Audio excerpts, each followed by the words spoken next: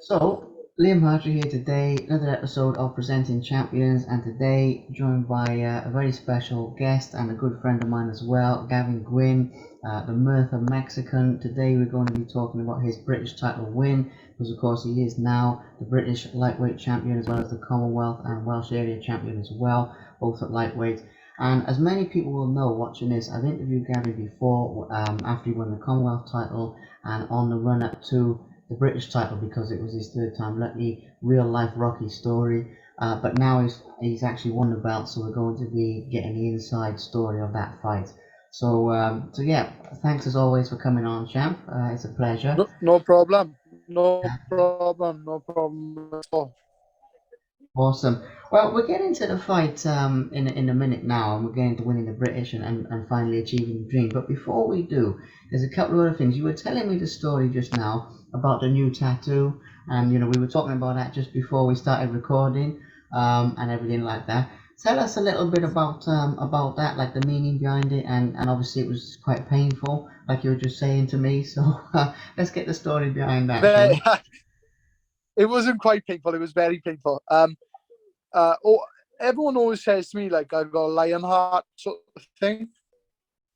So Yeah. I've always wanted like a lion tattoo. So I thought like I wanted something to like mean something. So it's like a lion trying to break out, and that's like the meaning. Meaning it's a lion built inside of me sort of thing, and he's trying to break out. Yeah. I love that. I love that. And obviously you were saying like obviously when we was chatting just now before starting this that it was Yeah. you know like 3 hours on there and it was like it's one of the most painful places you can have a tattoo. So just tell us about that just for something fun, before we get going into all the fight stuff. Yeah, like the woman who done it, she said, "Oh, don't go using numbing cream or anything like that." Now, so I was like, "Oh no!" All the boys told me use numbing cream, like the guys who've got loads of tattoos as well. And I was like, "Oh, I don't want to go against their word now, so I won't have it. I'll just brave it out." So the first, I'd say 10, 15 minutes, honest to God, it was horrendous. I was just saying beforehand, like I'd rather let someone absolutely lever me in the face, punch me, than have that done again on my neck. It was that bad. That honest to God, I was shaking on the bed. I was sweating, shaking. Oh, it was horrendous. But it's done now, isn't it? And it's like most of my neck as well. So Yeah. It looks good. It looks class, like I was saying. Well, yeah, very tidy. So yeah, that's the story behind that. And also, obviously, a lot of people will know this, but some won't. You've recently, or not that recently, but a little while ago, you're now being called the Mirth of Mexican, and that name. And obviously, it's a very, very cool name, and it's a very well deserved name because you're like a throwback to old school fighters who, fight anyone and all the rest of it. But in terms of the name, like who came up with that name? Where did it come from in the beginning? it was out in LA a couple of years ago. I think it's just the way I fight. Um, I was sparring in a Mexican gym, and me and this Mexican fighter had it off, and he was a hard hitting guy as well. He was a welterweight. I think he had like 10 wins by KO. He was signed by Golden Boy, and I can always remember my old manager Chris Saniga. The first round, he said, "Right, take it easy now. You can punch a bit this guy." And I thought, "Oh, all right then, yeah." So I can I can remember him cracking me with a good shot. I thought, I ain't taking it easy now. And we just went at it for 6 rounds.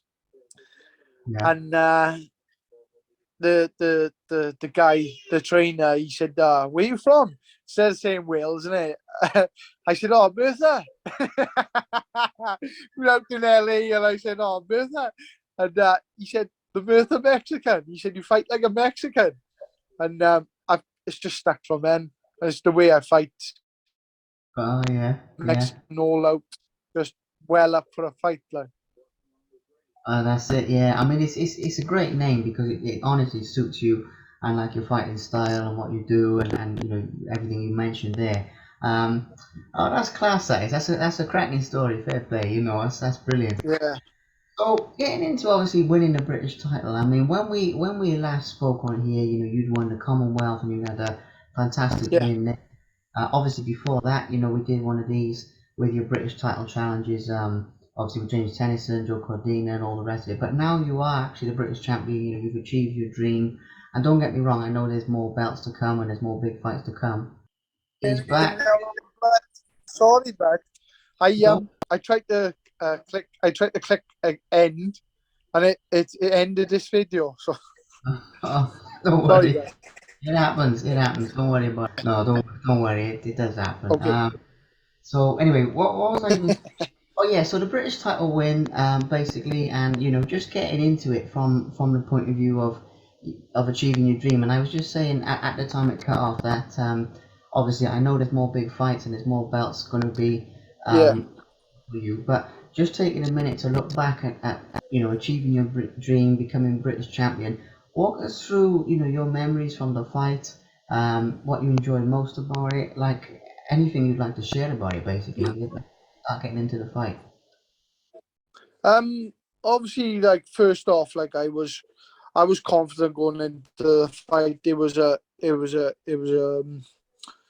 proper 50-50 fight as well, and not many people take them fights today. And I was well up for the opportunity, and fair play to Lee. In my first fight, signed with him, and he promised me get me a British title shot, and straight away he got me a shot. And yeah, and he said, look, it's not gonna be an easy fight. This Luke Willis. He's unbeaten. He's managed by Tony Bellew. He's a very good fighter, but I boxed unbeaten boys before and beat them. I wasn't. It's no different to me. So I was confident. I can remember being in the changing rooms, just feeling like it was my night. Know that feeling there? Like I was like super confident. I was in the pads. Everything just felt right. Do you know what I mean? Everything felt class. Like walking out, I was walking to the ring and I just felt more and more confident. When I got to the ring, I just felt I felt Hulk like I thought no one's gonna beat me tonight. That's what I felt. I thought no one's beating me tonight. And even like the first couple of rounds, they were quite tight. But the way he was fighting me, I thought he's gonna gas. He's gonna gas Beer. And I think it was round four. Hit him with a body shot, and I could hear him go like wind sort of thing, and that was the end of that. He was on the back foot then, and I just took over. Um, he couldn't keep up with the pace I was setting, and he thought he was close. I was thinking I only looked like 2 or 3 the first couple of rounds. All the rest of the rounds, like, I won quite comfortable. Like, and remember, I think it was round 8 or 9. Tony Bellew jumped up. I could see him. I was in my corner. I was just smiling away. I thought, this is easy now. This is my territory. These rounds are my territory. I could do 15 rounds if I want to. And the guy come up. He said, give him one more round and get him out there because I started clean shots on him. And he had a good round. I think it was round 9 or 10. Come back a bit, but then that was it. Then 11, 12, he just ran away. And but he had really good.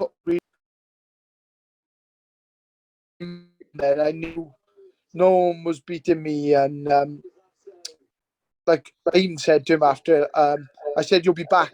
I said you'll be back. I said I've lost twice. It don't mean nothing a loss. Do you know what I mean? It don't mean nothing. Boxers these days think you lose one, that's the end of your career. It's not.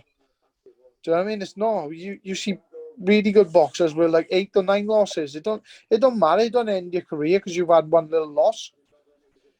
It's some nights it's just not your night, is it? And that wasn't his night. And yeah, the feeling when they announced my name, I can remember breaking into tears. It was like a bit of relief more than anything. Like I finally done it. I finally done it, sort of thing. And it didn't sink in. Like it didn't sink in until like a couple of weeks after. Was hello 2 seconds, babe. I want my phone. Kids. Keep you on your toes, don't they? They sure do. But no, you won't be much longer with it anyway. But I was saying, like the feedback from everyone, from like your community and from your friends and family and all that. Like, what was the reaction like from everyone when you won it? I was brilliant. Like everyone, like I can remember going down. We had a train back from London, and then I went to the pub where they picked everyone up from. So I went in there, I took the belts in there, and everyone was having photos and things like that. And then loads of people were saying, "Oh, can you pop up with a belt? It'd be great to see you." Like, so I took it up up the local rugby club by me. I had photos with all the kids and everything like that. I was class, like, and then like people started recognizing me, and yeah, it was really good. Like, fair play, and like, and even I went up and met the mayor, the Merthyr mayor. Like, so yeah, really good, fair play. Oh, amazing! Absolutely amazing, and well deserved. And I mean, personally, I was over the moon when you won it. But saying that, like going into that fight, personally, I had the same feeling. I don't usually say it. I don't usually say, "Oh, I predict this or I predict that," because you can often get them wrong, like with predictions. I'm quite Yeah, humble. yeah, Um, I, I predicted a few. I predicted like AJ losing to few certain things like that. But a lot of times you can guess. But with this going into the fight, like I knew you'd win. I just had like a gut feeling that it'd be third time yeah, lucky, yeah. and it just felt that I can't even put it into words 'cause I don't know where you get it from, but it just felt different than when you were going in with Tennyson and some of those other guys. This Yeah, was like obviously the Cordina fight was my real test. Well, not real test, but on the big stage or fighting in the O2 in London. Tennis and I'm not going to make no excuses, but the camp bed was absolutely shocking. Um, take nothing away from Tennyson because he's an unbelievable puncher. But I thought I was winning that fight like outboxing him sort of thing. Um, they're not there, babe. They're on holidays, babe. They are. Yeah. Just it was in COVID when everyone was in lockdown. It was, but then like this fight, just everything like making down to making weight, the sparring, the strength and conditioning, everything just went perfect. And like I've learned, like every camp just keeps on getting better as well. Like I'm learning. I keep a diary of everything I do on through camp. So the one week I'll do this, and the other week I'll do this. So I know what I should be hitting targets. I should be hitting during the weeks. Like, and I was smashing targets out of the water. So I knew from then, like, and even going into fight week, I didn't do anything all week. I didn't train all week. I thought, I'm gonna let my body rest and recover. Um, and I was rearing to go then. Fight night on the Friday, I was busting for it because I didn't do anything. I didn't do no punching, nothing. I just chilled out all week. I had a nice, easy week. We walked around London, done a couple of walks and I felt fantastic. Fair play. yeah. And one of the things that is amazing about you though is we were talking about just now, obviously with the mentality of fighting the best and never turning down fights and jumping in there for everything, but obviously bouncing back from tough defeats to win big. Obviously, you did that with the Commonwealth. You've done that again now. So how do you approach it mentally? I mean, like on a build up to a big fight, because what you thinking? You'd be nervous, but you seem more excited just to get in there and give it a go type of thing. What's going through your head, like when you, for example, on a build up to this now with the British, obviously your third attempt, did that make any difference to you getting in there, or did you just feel like it was fresh and it sounds like you felt like everything was great and you felt confident, to be honest? I'm just curious sort of how you get to that point, if you get what I mean with this. Yeah, yeah. Obviously, at the start, you're nervous, and you got to have them nerves. You got to have them nerves, but it's how you use them nerves. Yeah, Um, I think it's just the way I am as well. I'm like a confident kind of guy. Oh, that's true. things happen for a reason as well. I always think things happen for a reason, and them times were meant to be. Do you know what I mean? And you can't live with regret. So I think just live life to the full, and just take every chance and every opportunity you can. Do you know what I mean? Yeah. There's no point because if I didn't take these opportunities, I'd be dwelling on them then in the future and looking back and I could have beat him if I fought him, but I, now I got no excuses. I've gone in there and fought him, and do you know what I mean? Win or lose, I've given my best. Yeah. That's it. That's the best way, at the end of the day. I totally agree with that, 110%. Yeah, But it's good to get a view into your mindset because you do have that sort of old school mindset of, which obviously a lot of fighters now, and I no disrespect to people, but there's more picking and choosing going on. Whereas obviously you're fighting whoever's put in front of you, and I got so much respect for that. yeah. Well. So in terms of the last couple of things, then, in terms of like your future plans. Obviously now, British champion, Commonwealth champion, obviously defended the Commonwealth as well, which I should have mentioned. But in terms of what you're aiming for now, like who you'd like to fight next, I know you were telling me a little bit about this at the Tyson event the other day. But what's the plan from here? Who are you targeting from here? Um, Am I yeah. freezing up? So no, it's fine, but it's fine. It's fine. No, that's Um, cool. so like obviously I got a mandatory defence with the British title, which is Craig Woodruff. We're looking to get a fight date soon, but obviously I'm getting married the 31st of July, so it's going to be like, I don't know. I said to Eaton, I'm fit now, but I need like a couple of weeks. I'll be ready for a couple of weeks after that, so hopefully we can get a fight date. And they defend the belt against Craig, and then push on for more belts. Yeah. I want more belts, and I want the big fights. I'm never in a boring fight, so like I think like the likes of obviously Sky, Matchroom, that they like me having on the shows because I'm never in a boring fight. I'm not one for dancing round. Do you know what I mean? Pretty boy shit. Nah, none of that nonsense. Skinny. It's a fight game. Do you know what I mean? That's it. That's it.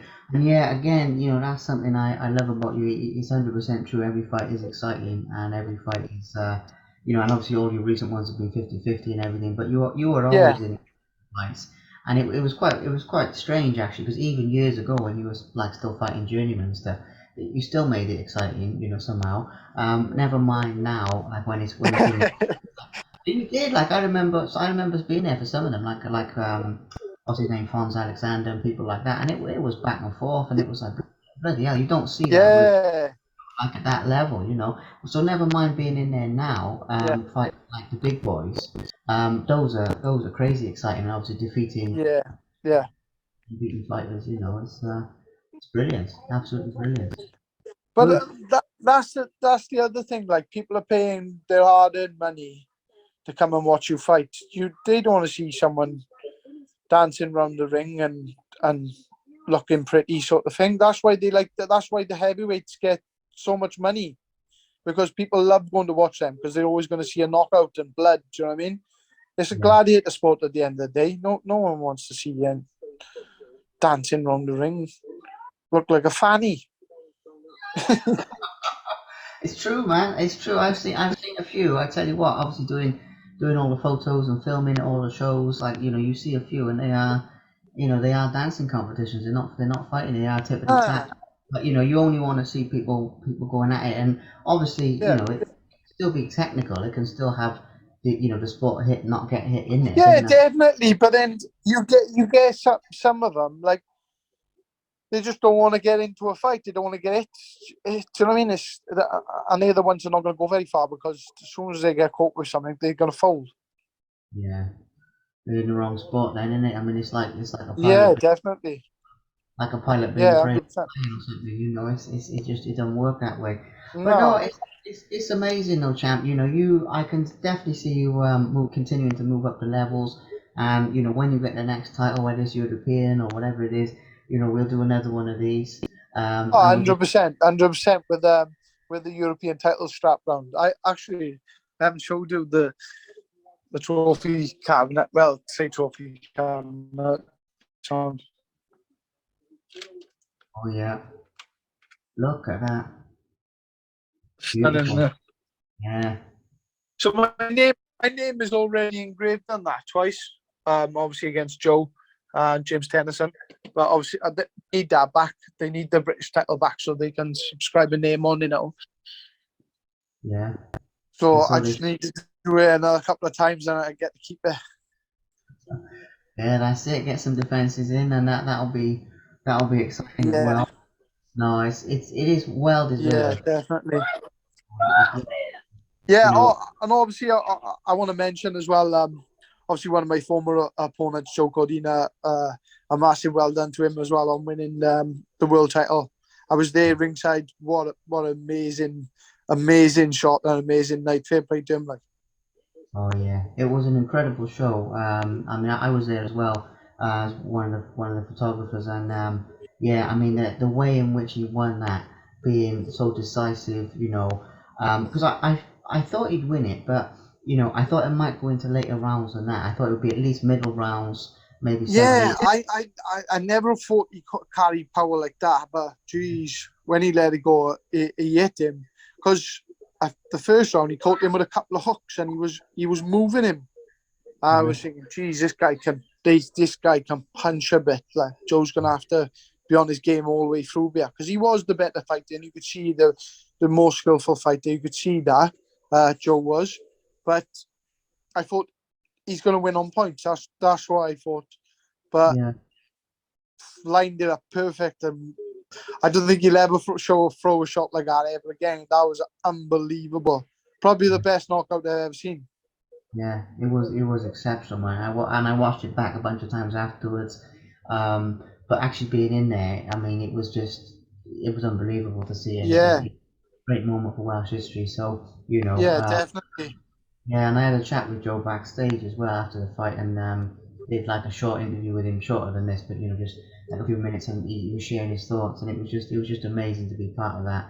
Yeah, Um, yeah, but no, it's amazing. And talking about places in history, obviously your place in boxing history now is yeah. already secure, and I know there's more. As I mentioned, there's going to be more belts to win, but now you're in the history books, one of the Welsh boxing greats, and it's amazing. So absolutely onwards and upwards from Earth of Mexican. But no, champ, I do just want to say thank you for your time coming on here and to do another one of these. And it's been great. Thank you for having me on, but yes, good as always to have a catch up, have a Yeah. chat.